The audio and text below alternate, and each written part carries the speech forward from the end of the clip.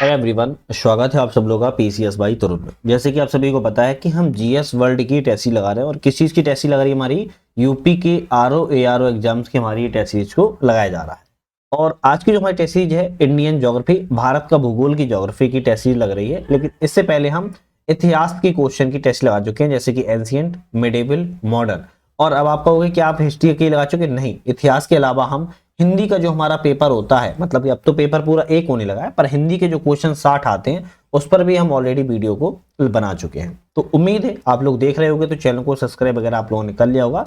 बाकी की इस वीडियो पे हम काफी सारी टेस्ट लगा चुके हैं इस चैनल पर, तो आप लोग उम्मीद है सभी चीजों को कंप्लीट कर रहे होंगे एक एक करके, है ना। 70 तक क्वेश्चन हम कवर कर चुके थे पिछली वीडियो में। अब आज हम यहाँ पर 71 क्वेश्चन से आगे बढ़ेंगे, जो कि बहुत ज्यादा महत्वपूर्ण है। चलिए, आज का हमारा पहला क्वेश्चन है, जब धाराएं किसी केंद्रीय शिखर या गुंबद जैसी संरचना से अलग अलग दिशाओं में बहती हैं तो एक पैटर्न विकसित होता है, जिसे हम क्या कहते हैं। देखो, जब दो धाराएं होती हैं, केंद्रीय शिखर या गुंबद जैसी संरचना होती है, उससे अलग अलग दिशाओं में बहने लगती हैं, तो वहां पर ये जो पैटर्न विकसित होता है ना, उसको हम रेडियल ड्रेनेज पैटर्न कहते हैं। क्या कहते हैं? रेडियल ड्रेनेज पैटर्न के तौर पर हम इसको जानते हैं। डी ऑप्शन आपका यहाँ पर सही है। अमरावती, भवानी, हेमावती, काबनी आदि प्रमुख सहायक नदियां हैं। अमरावती, भवानी, हेमावती और काबनी जो नदियां हैं, ये किसकी सहायक नदियां हैं? आपकी कावेरी नदी की सहायक नदियां। किसकी? कावेरी नदी की सहायक नदियां हैं। चलिए हम नेक्स्ट क्वेश्चन पे बढ़ेंगे। भारतीय राज्यों में भूमि से घिरे कितने राज्य हैं जिनकी कोई अंतरराष्ट्रीय सीमा नहीं है? भारत की कई सारे राज्यों से घिरे ऐसी भूमि से क्षेत्र हैं या राज्य हैं जिनकी कोई अंतरराष्ट्रीय सीमा नहीं है। 5 राज्य। कितने राज्य हैं? 5 राज्य हैं। अगर पांचों राज्यों की अगर हम बात करें कौन कौन से, तो पहले तो आपको ध्यान रखना है छत्तीसगढ़ राज्य है। छत्तीसगढ़ के बाद आपका हरियाणा राज्य है। हरियाणा के बाद आपका झारखंड राज्य है। झारखंड के बाद मध्य प्रदेश राज्य है और आपका फिर अंत में तेलंगाना राज्य है। तो आपके ये 5 ऐसे राज्य हैं जिसकी कोई अंतरराष्ट्रीय सीमा से ये साझा नहीं करते हैं। इनको आप भू आबद्ध देश की भू आबद्ध राज्य की श्रेणी में भी रख सकते हो, ध्यान रखिए। चलिए, निम्नलिखित में से किस केंद्र शासित प्रदेश में ओंगे या ओंगे जो जनजाति है लोग रहते हैं? देखो, तो सीधी सी बात यह है कि ओंगे जो जनजाति के लोग हैं वो किस केंद्र शासित प्रदेश में रहते हैं? आपका ऑप्शन यहां पर रहेगा अंडमान निकोबार द्वीप समूह में ये जो जनजाति है वो आपकी पाई जाती है। निम्नलिखित में से किस राज्य की सीमाएं मध्य प्रदेश राज्य के साथ लगती हैं? देखो, यहां पर कई सारे राज्य लिखे हैं, जैसे उत्तर प्रदेश, राजस्थान, झारखंड, छत्तीसगढ़, तेलंगाना और बिहार। क्वेश्चन ये है कि भाई इन सभी राज्य जो 6 लिखे हैं, इन 6 राज्य में से ऐसे कौन कौन से राज्य हैं जिसकी सीमा मध्य प्रदेश राज्य को टच करती है, मध्य प्रदेश राज्य से लगती है? आप यहां पर कहोगे भाई उत्तर प्रदेश की लगती है, और किसकी? राजस्थान की लगती है, और आपकी किसकी लगती है? अगर हम बात करें किसकी लगती है, तो छत्तीसगढ़ की लगती है। झारखंड की सीमा टच नहीं होती है, ध्यान रखिएगा। तेलंगाना की भी टच नहीं होती है और बिहार की भी टच नहीं होती है। तो केवल आपकी उत्तर प्रदेश, राजस्थान और छत्तीसगढ़, 1 2 4 किस्में बी ऑप्शन सही रहेगा। आपकी उत्तर प्रदेश, राजस्थान और आपकी छत्तीसगढ़ की सीमा टच होती है मध्य प्रदेश से। निम्नलिखित में से कौन सा द्वीप समूह एक दूसरे से 10 डिग्री चैनल के द्वारा अलग होता है? 10 डिग्री चैनल है, और 10 डिग्री चैनल के द्वारा ऐसे कौन से 2 द्वीप समूह हैं जो अलग होते हैं? आपका ऑप्शन होगा अंडमान एवं निकोबार। वैसे बेसिकली ये अंडमान जो निकोबार है एक केंद्र शासित प्रदेश है, लेकिन इसमें भी मान लो ये अंडमान ऊपर वाला हो गया, निकोबार नीचे वाला हो गया, और 10 डिग्री चैनल के द्वारा ये एक दूसरे से पृथक होते या अलग होते हैं। पुडुचेरी के निम्नलिखित 4 जिलों में से कौन सा भारत के पश्चिमी तट पर स्थित है? अब भारत के पश्चिमी तट पर, पश्चिमी तट की अगर हम बात करें इस तरीके से आपको मिल जाएगा, और यहां पर आपका वेस्टर्न वाला रहेगा, ये आपका पूर्वी रहेगा, मतलब कि ईस्ट वाला पार्ट है, ये आपका वेस्ट वाला पार्ट है। अब पश्चिमी तट पर माहे, यानम, कराईकल या पुडुचेरी में से कौन सा है? आप कहोगे माही है। कौन सा है? माही है। और माही की बात की जाए कहां पर है? माहे की बात की जाए तो कहां पर है? माहे आपका केरल राज्य में, जैसे कि मैंने यहां पर लगा भी दिया था। माहे आपका केरल राज्य में देखने को, पश्चिमी तट पर देखने को मिल जाएगा, और मालावर खंड में यह आता है। कौन सा? मालावर खंड में। चलिए नेक्स्ट क्वेश्चन की बात करेंगे। निम्नलिखित कथनों पर विचार कीजिए और कौन सा कथन इसमें से सही है। इनमें से देखते हैं, असम की सीमा जो है भूटान एवं बांग्लादेश से लगती है, बिल्कुल सही लिखा है। पश्चिम बंगाल की सीमा भूटान एवं नेपाल से लगती है, ये भी सही लिखा है। मिजोरम की सीमा बांग्लादेश एवं म्यांमार से लगती है।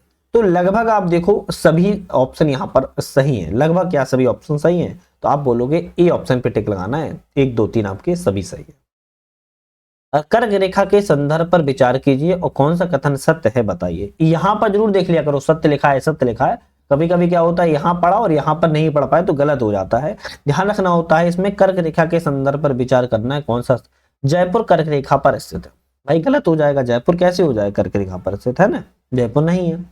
भारत में कर्क रेखा की सर्वाधिक लंबाई मध्य प्रदेश राज्य में है, जबकि न्यूनतम लंबाई राजस्थान में पड़ती है। बिल्कुल सही है, क्योंकि जो मध्य प्रदेश है मध्य प्रदेश के बीचों बीच से गुजरती है। अब किसी भी जगह के बीचों बीच से गुजरेगी तो सबसे ज्यादा क्षेत्रफल को कवर कर ले रही है, तो मध्य प्रदेश में सबसे लंबी सीमा है। और अगर हम बात करें राजस्थान की, तो राजस्थान में बहुत छोटी सीमा से गुजरती है, तो सबसे कम लंबाई राजस्थान में। आपका ऑप्शन यहाँ पर जो रहेगा कौन सा रहेगा, केवल आपका बी वाला रहेगा, क्योंकि ए वाला तो आपका गलत है, जयपुर से कर्क रेखा नहीं गुजरती है। अगर हम कर्क रेखा की बात करें कितने राज्यों से गुजरती है, तो कर्क रेखा आपके भारत के 8 राज्यों से गुजरती है। अगर हम 8 राज्यों के नामों को एक बार अगर देख लें तो जिससे आपको अच्छे से याद हो जाएगा, सबसे पहले गुजरात राज्य आ जाएगा, गुजरात बाद के बाद आपका राजस्थान आ जाएगा, राजस्थान के बाद मध्य प्रदेश आ जाएगा, फिर छत्तीसगढ़ आ जाएगा, उसके बाद झारखंड आ जाएगा, पश्चिम बंगाल आ जाएगा, फिर त्रिपुरा आ जाएगा और अंतिम में आपका मिजोरम आ जाएगा। ये जो 8 राज्य हैं इनसे आपकी कर्क रेखा जो है गुजरती है।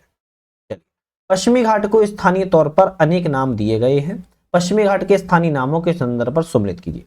देखो ये कहा जा रहा है कि जो वेस्टर्न वाला पार्ट है इस पश्चिमी घाट को ना कई सारे नामों से जाना जाता है, लेकिन अब कौन से राज्य में कौन सा नाम से जाना जाता है ये ऑप्शन आपको बताना है। और ऐसे क्वेश्चन ना थोड़ा सा कंफ्यूजन पैदा भी करते हैं, देखते हैं इनमें से कौन कौन से मिले हुए सही हैं। अगर हम बात करें यहाँ महाराष्ट्र में सह्याद्री के नाम से जाना जाता है, बिल्कुल सही लिखा है। कर्नाटक में अन्नामलाई, भाई कर्नाटक में अन्नामलाई के नाम से तो नहीं जाता है, जबकि तमिलनाडु में तो जाना जा सकता है, ये आपका हो सकता था, तो दूसरा तो गलत है। केरल में आपका कार्डमम इलायची, बिल्कुल सही लिखा है। तमिलनाडु में नीलगिरी, ये भी सही है। तो आप कहोगे 1 3 और 4 सही है, तो आपका डी वाला ऑप्शन यहाँ पर रहेगा सही, ठीक है। अच्छा, और ये अन्नामलाई जो है वो आपकी कर्नाटक और तमिलनाडु नहीं बल्कि केरल में जाना जाता है, अन्नामलाई केरल में जाना जाता है, तो इसलिए ये आपका मैंने सही कर दिया है, तमिलनाडु बता दिया था गलत हो जाएगा, केरल वैसा प्रॉपर इसमें सही रहेगा आपका, ठीक। चलिए हम नेक्स्ट पढ़ेंगे, जननांकिकीय लाभांश किसे निर्दिष्ट करता है। अभी जननांकिकीय लाभांश की बात कर रहा है, ये किस चीज को निर्दिष्ट करता है, किसी जनसंख्या की तरुण आयु संरचना को यह निर्दिष्ट करता है, तो बी ऑप्शन आपका यहाँ पर सही रहेगा। ये पवनें तिब्बत के पठार के समानांतर हिमालय के उत्तर में एशिया महाद्वीप पर चलती हैं। तिब्बत की उच्च भूमि इन पवनों के प्रवाहों के मार्ग में अवरोधक का काम करती है, जिसके परिणाम स्वरूप ये पवनें 2 भागों में बट जाती हैं। इसकी एक शाखा तिब्बत के पठार के उत्तर में और दूसरी शाखा हिमालय के दक्षिण पूर्व की ओर बहती है। अगर आप पूरा वाक्य को पढ़ोगे और अगर आप डायग्राम बनाते चलो तो आपको कुछ चीजें यहाँ पर क्लियर हो जाएंगी। एक शाखा ऐसी और एक शाखा आपकी ऐसी चलती है, तो आप अगर देखा जाए तो इसमें पश्चिमी विक्षोभ के बारे में पूरी बात कही जा रही है, जेड प्रवाह के बारे में नहीं कही जा रही है, पश्चिमी विक्षोभ के बारे में कही जा रही है, आप ध्यान रखिएगा, ठीक है। तो बी ऑप्शन सही रहेगा। एक तरफ खनिज जमाव है, एक तरफ राज्य है, कौन सा खनिज जमाव कौन से राज्य में स्थित है ये आपको ऑप्शन बताना है। जैसे जिप्सम की बात किया है तो राजस्थान में आपको मिलेगा, ग्रेफाइट की बात किया है तो आपको अरुणाचल प्रदेश में मिलेगा, फ्लू और स्पार की बात करें तो गुजरात में मिलेगा, और निकेल आपका उड़ीसा में मिलेगा। ऑप्शन आपका यहाँ पर सी वाला बिल्कुल करेक्ट रहेगा। एक बार देख लेना पुश करके थोड़ा वीडियो, सही सम्मिलित हो जाएगा।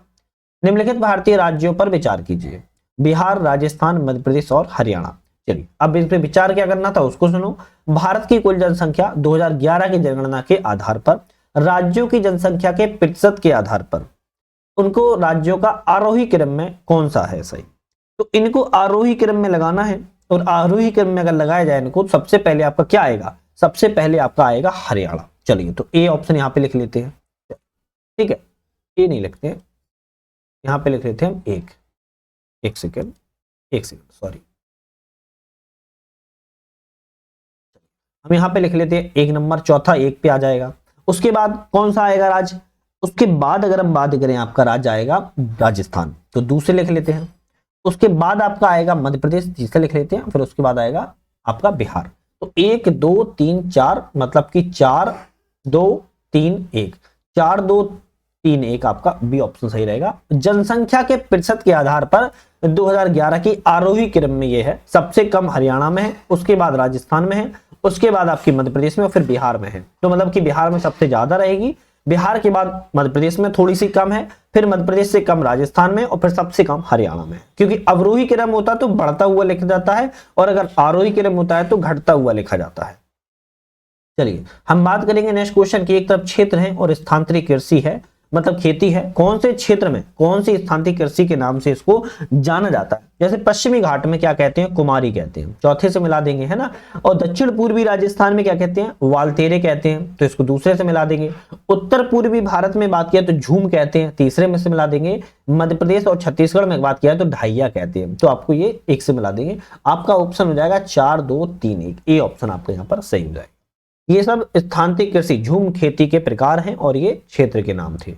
परियोजनाएं हैं और राज्य, कौन सी परियोजना कौन से राज्य में है और इनमें से कौन सा सम्मिलित नहीं है उसको बताना है। देखो अब यहाँ पर कुछ ऑप्शन सम्मिलित हो सकते हैं, कुछ ऑप्शन सम्मिलित नहीं होंगे, लेकिन बताना है सम्मिलित नहीं है। जैसे उमियम की बात की जाए, उमियम जो आपकी परियोजना है वो कहां पर है, आपकी मेघालय में है, तो ये तो ऑप्शन आपका सही हो जाएगा है ना। थोबल की बात करें, थोबल आपका अरुणाचल प्रदेश में नहीं है, तो थोबल है कहां पर, थोबल आपका मणिपुर में है। कहां पर है, मणिपुर में है। उसके बाद अगर हम बात करें आपकी रिंगाली, और रिंगाली कहां है, आपकी नागालैंड में लिखा है, जबकि रिंगाली आपकी कहां पर, उड़ीसा में है, तो ये भी आपका गलत हो जाएगा, ये भी आपका गलत हो जाएगा। और धनसिरी की बात करें आपका असम में है, तो ये सही है। तो दूसरा और तीसरा ऑप्शन क्या है, गलत है। और पूछा क्या है, सम्मिलित नहीं, तो यहां पर दूसरा और तीसरा आपका सही हो जाएगा, बल्कि 1 और 4 सही थे, दूसरे और तीसरे गलत थे, जो कि बता दिया है। एक तरफ प्रजाति है और एक तरफ जनजाति है, कौन सी प्रजाति से कौन सी जनजाति संबंधित है इसको हम देख लेते हैं। जैसे निग्रोटो की बात करें, निग्रोटो आपकी यहाँ पर चौथा वाला मिला है, अंडमान निकोबारी, इरुला, कादर और कनिकर आपकी जनजाति सम्मिलित है। प्रोटो ऑस्ट्रेलाइड की बात की है तो प्रोटो ऑस्ट्रेलाइड में आपकी भील, चैंचू, हो, कुरमा और मुंडा है। मंगोलाइड की बात करें तो गारो, वोड़ो, कछारी, डाफला, खासी है। और मिनाइड की बात करें तो मुंबई गुजरात के पारसी है। तो आपका ऑप्शन जो यहाँ पर सही होगा वो आपका बी वाला सही रहेगा। वीडियो पोस्ट करके थोड़ा सा देख लेना, याद हो जाएगा। चलिए, निम्नलिखित राज्यों को किस राज्य की ग्रामीण जनसंख्या जो प्रतिशत में है वो सर्वाधिक है। ऐसा कौन सा राज्य इनमें से जिनमें से ग्रामीण जनसंख्या मतलब कि जो गांव वाली जनसंख्या, रूरल पॉपुलेशन है, वो सबसे ज्यादा कहाँ है, बिहार राज्य में। इन चारों ऑप्शन में सबसे ज्यादा बिहार राज्य में। और कौन सी जनगणना के अनुसार, 2011 की जनगणना के अनुसार। एक तरफ घटना है और दिनांक है, मतलब कौन सी घटना किस दिनांक को घटित होती है। जैसे ग्रीष्म संक्रांति की बात करें, ग्रीष्म संक्रांति 21 जून को घटित होती है, सही लिखा है। शीत संक्रांति की बात करें 22 दिसंबर को होती है, ये भी सही लिखा है। अगर हम बात करें बसंत विषुव की तो आपकी ये कब होती है, 21 मार्च को होती है। और शरद विषुव की 23 मार्च को होती है। तो 1 से 1, 2 से 2, C से 4, तो आपका यहाँ पर रहेगा बी वाला ऑप्शन बिल्कुल करेक्ट। ठीक है, ये सब घटनाएं हैं और ये सब दिनांक है, कौन से दिनांक को कौन सी घटना घटित होती है। वायुमंडल के निम्नलिखित परतों को पृथ्वी की सतह से ऊर्ध्वाधर व्यवस्थित कीजिए। देखो अब ऊर्ध्वाधर व्यवस्थित करना है, कैसे करेंगे इनको, है ना। तो सबसे पहले कौन सा आएगा, क्षोभ मंडल आता है, तो इसको 1 पे रख लेते हैं। उसके बाद समताप मंडल आता है, इसको 2 पे रख लेते हैं। उसके बाद मध्य मंडल आएगा तो 3 पे रख लेते हैं। और उसके बाद आपका वायुवाह मंडल आएगा, या वायुमंडल कहते हैं, वायुमंडल या वाहमंडल चौथे नंबर पर आएगा। तो आपका सबसे पहले 2 3 1, तो 2 3 1 और 4 आपका सी ऑप्शन यहाँ पर सही रहेगा। मतलब कि पृथ्वी से यहाँ जी मान लो अगर ये धरातल है, इस धरातल से ऊपर जाते हुए समताप मंडल, सॉरी क्षोभ मंडल, समताप मंडल, मध्य मंडल और बहिर्मंडल। ध्यान रखना है इसमें बीच में ही आपकी आयन मंडल भी आता है, लेकिन इसमें ऑप्शन में नहीं है, वो अलग बात है। निम्नलिखित कथनों पर विचार कीजिए और सत्य कथन बताइए। अब क्या विचार करना और कौन सा सत्य कथन बताना है। शत्रुंजय की पहाड़ियां मध्य प्रदेश में अवस्थित हैं। अब भाई शत्रुंजय की जो पहाड़ियां हैं वो आपके मध्य प्रदेश में तो है ही नहीं, कहां पर है, तो आपकी गुजरात में है। कहां पर है, गुजरात राज्य में, भावनगर जिले में, तो ऑप्शन गलत है।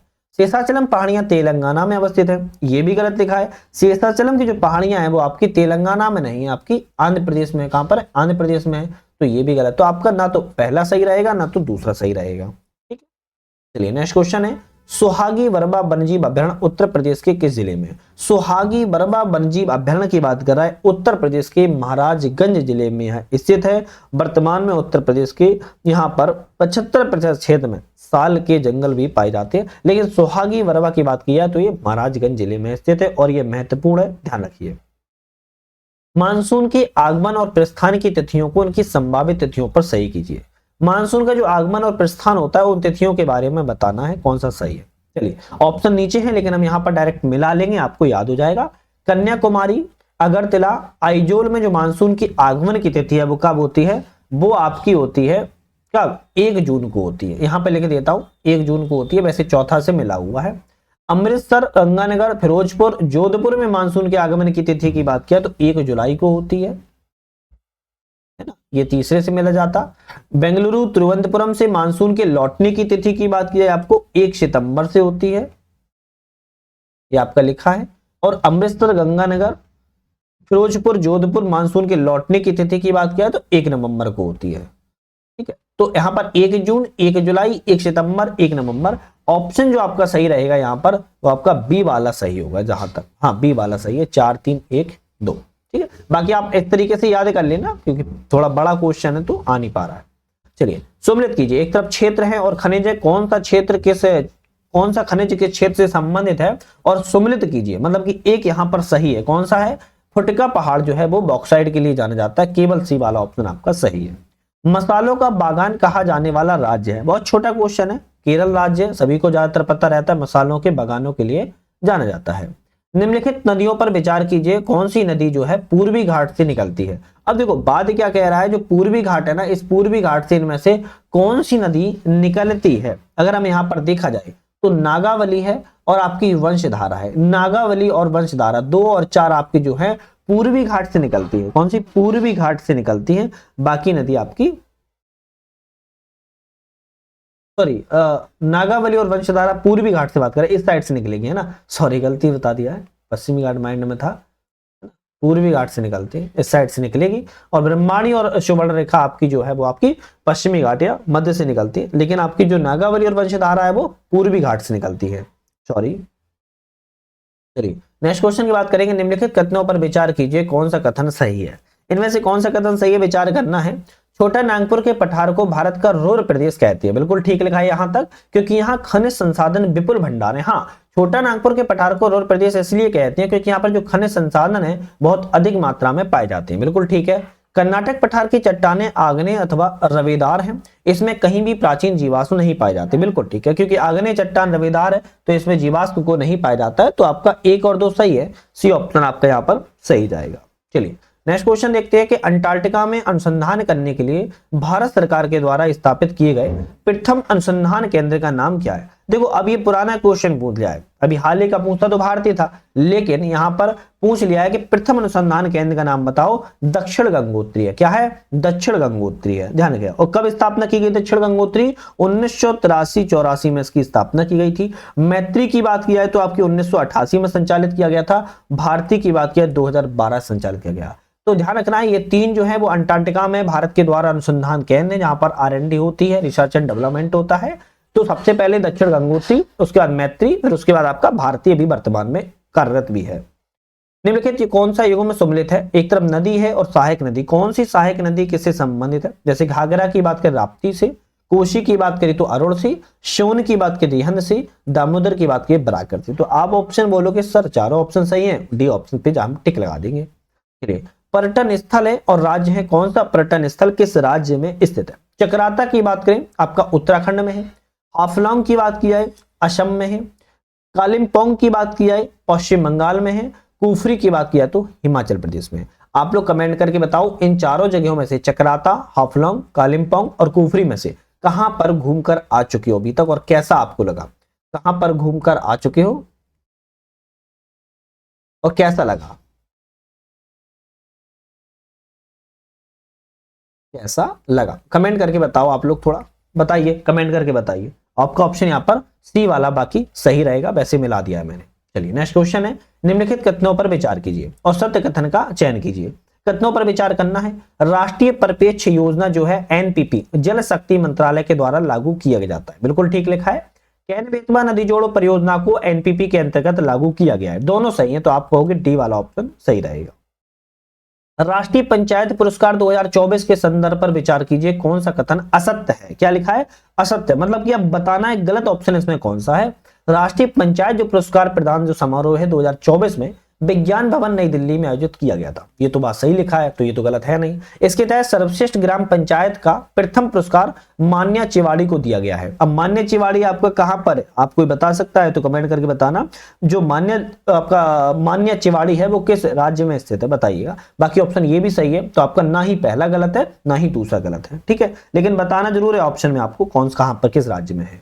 निम्नलिखित कथनों पर विचार कीजिए और कौन सा कथन सही है इसके बारे में तो देख लेते हैं। हाल ही में कोनेरू हम्पी 2 बार विश्व रैपिड शतरंज खिताब जीतने वाली पहली भारतीय बनी हुई है, बिल्कुल सही है। डी गुकेश विश्व शतरंज चैंपियन बनने वाले विश्वनाथन आनंद के बाद दूसरे भारतीय हैं। तो आपको दोनों क्या रखना है कि विश्व आनंद जो है वो शतरंज के खिलाड़ी हैं और डी गुकेश जो है विश्व शतरंज के चैंपियन, दोनों ही चैंपियन है। तो आपके दोनों ऑप्शन सही है, सी पर टिक लगा दोगे। चलिए नेक्स्ट क्वेश्चन के बढ़ेंगे। किस देश ने दिसंबर 2024 में भारतीय प्रधानमंत्री नरेंद्र मोदी को अपने सर्वोच्च नागरिक सम्मान द ऑर्डर ऑफ मुबारक अल कबीर से सम्मानित किया हुआ है? तो किस देश के द्वारा दिया गया है ये जो सम्मान है, द ऑर्डर ऑफ मुबारक अल कबीर, और किसको दिया गया है? भारतीय प्रधानमंत्री को। और यह किस देश का सर्वोच्च सम्मान है? कुवैत का सर्वोच्च सम्मान है। वेरी इंपॉर्टेंट है। हम नेक्स्ट क्वेश्चन देखेंगे। भारत वन स्थिति रिपोर्ट 2023 के विचार कीजिए। भारत की जो वन स्थिति रिपोर्ट आई है, India state of forest report 2023 के अनुसार कौन सा कथन सत्य है? सत्य कथन को देखते हैं। यहाँ पर वर्तमान जो आकलन है वो अनुसार कुल वन और वृक्ष आवरण 8,27,257 वर्ग किलोमीटर है, जो कि देश के भौगोलिक क्षेत्र का 25.17% क्षेत्र में है। बिल्कुल ठीक है। वनावरण का क्षेत्रफल लगभग 7,15,343 वर्ग किलोमीटर में है, जो कि 21.76% में आता है। जबकि वृक्ष आवरण का क्षेत्रफल 1,12,014 वर्ग किलोमीटर में है, जो कि 3.41% क्षेत्र में आता है। ये भी सही है। फिर आता है कि 2021 की तुलना में देश के कुल वन और वृक्ष आवरण में 1445 वर्ग किलोमीटर की वृद्धि की गई है या हो चुकी है। तो आपके तीनों ऑप्शन सही हैं। आप कहोगे यहाँ पर बी वाला ऑप्शन सही है। तो हमने यहाँ पर 105 क्वेश्चन तक कवर कर लिए। अब हमारे 106 से जो क्वेश्चन आएंगे 140 तक, क्योंकि 140 क्वेश्चन होते हैं एक टेस्ट सीरीज में और 140 क्वेश्चन जीएस के भी होते हैं। उसके बाद हमारे उसके किसके आएंगे? फिर वर्ल्ड हम यहाँ पर चालू कर देंगे, वर्ल्ड ज्योग्राफी क्वेश्चन को। ठीक है, वर्ल्ड ज्योग्राफी के बाद फिर हमारी हिंदी के क्वेश्चन आएंगे जो कि बहुत इंपॉर्टेंट होंगे। तो नेक्स्ट वीडियो अभी इंडियन ज्योग्राफर भी आएगी, इंडियन ज्योग्राफी के बाद फिर वर्ल्ड ज्योग्राफी पे शिफ्ट करेंगे हम। लेकिन लास्ट वीडियो इंपॉर्टेंट होगी इंडियन ज्योग्राफी की, वेरी वेरी इंपॉर्टेंट है। चैनल को सब्सक्राइब लाइक शेयर कर लेना, वीडियो पाने के लिए बेल आइकन प्रेस कर लेना, जिससे कि नई वीडियो आए तो आपको उसका नोटिफिकेशन भी मिल जाए। तो आज के लिए यहीं पर अलविदा।